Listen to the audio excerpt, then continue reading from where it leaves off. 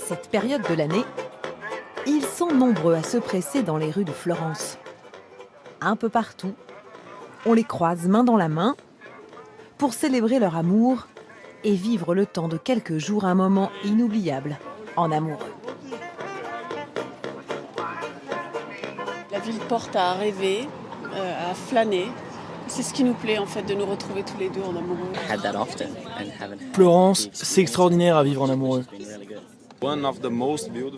C'est l'une des plus belles villes d'Europe, avec l'art et puis ce soleil.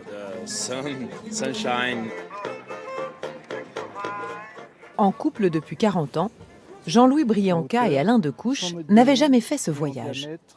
Maintenant qu'ils sont à la retraite, les amoureux ont désormais le temps d'en profiter.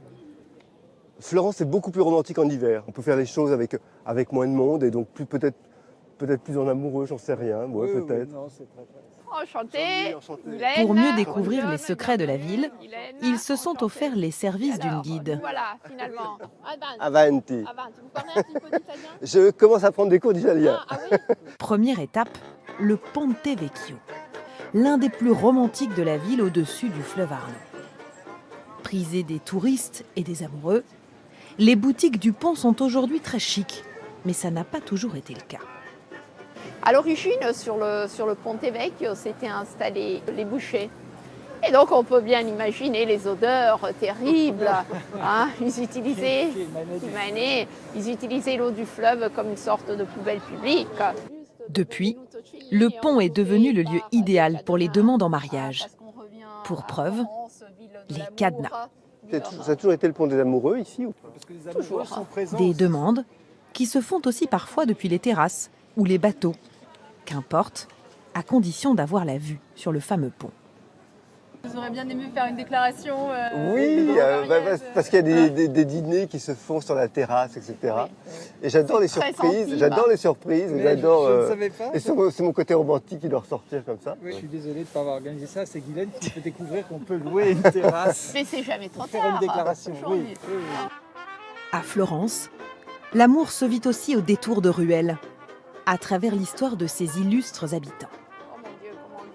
Dante, poète médiéval et père de la langue italienne moderne, a vécu ici un grand chagrin d'amour avec sa muse, Béatrice. Son église est devenue celle des amoureux éconduits du monde entier. Dans ce panier, des lettres d'amour désespérées qui demandent l'aide de Béatrice. Éternel. Certains ont des gros chagrins d'amour. Quand on voit... Il y a beaucoup à lire. Ah oui. Il faut rester adolescent.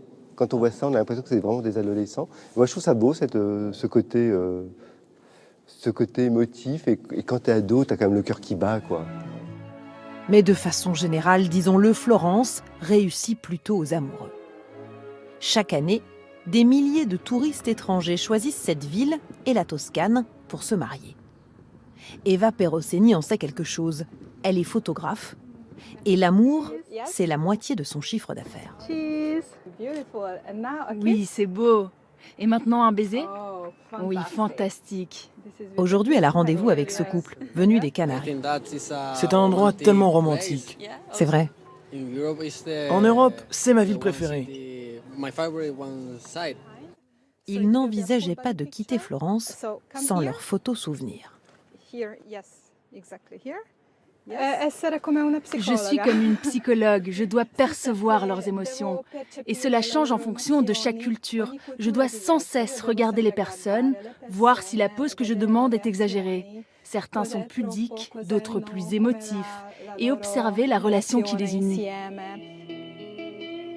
L'un de ses lieux favoris, la place Michel-Ange, et sa vue panoramique sur Florence.